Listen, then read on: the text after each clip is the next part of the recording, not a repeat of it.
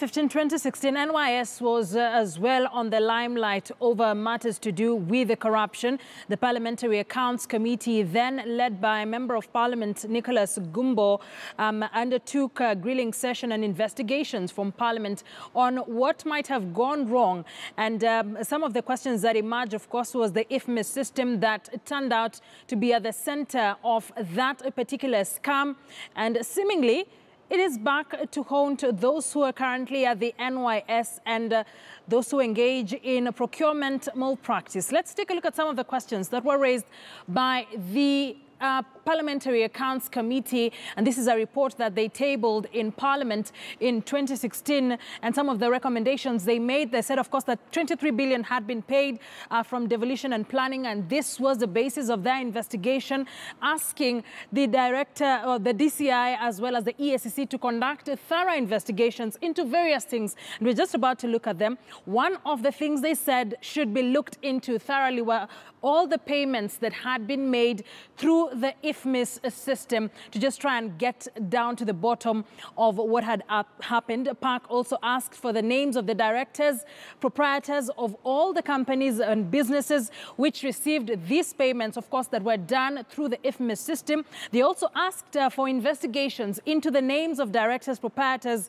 of course, who received the payment through the IFMIS system, and majorly those who were involved in this particular procurement process through the IFMIS system. Let's take a look at some of the other recommendations that were made by the Parliamentary Accounts Committee in the previous Parliament.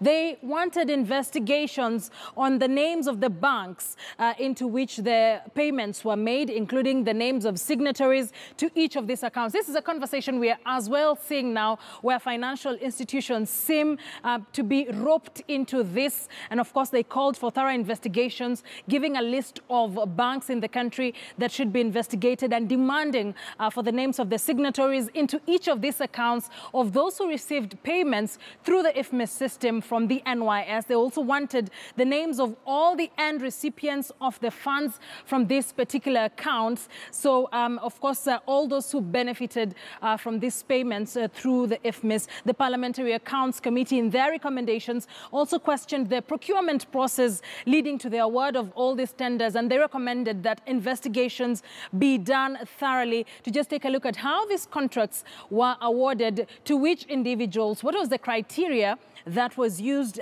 then. And of course, they also wanted the institutions, the multi-agency corruption institutions, to take a look at whether any contract agreements were signed prior to the commencement of works and services. Remember, there were narratives of how people were awarded tenders unscrupulously and money getting to the wrong hands, hence perhaps why Park saw the need for this kind of investigations to be made.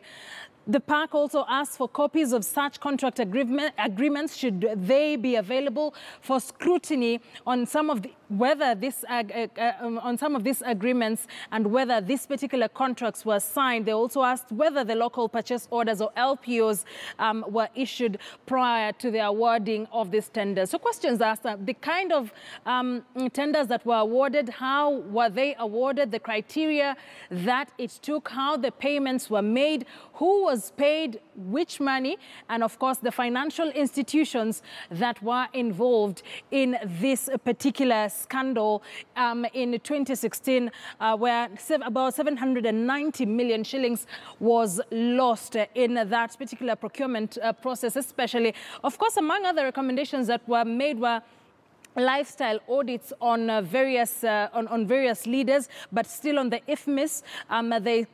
They asked whether actual goods and services were delivered prior to payments being made. This is a conversation we've definitely seen now, where we see large amounts of money have been paid to people who delivered air. They did not deliver anything, but they were paid at the end of the day through the system. So the digital footprints are what the multi-agency corruption corruption agencies are looking at, and of course what was paid at the end of the day. These are the very questions that were asked by the Nicholas Gumbo Committee in 2016 while they were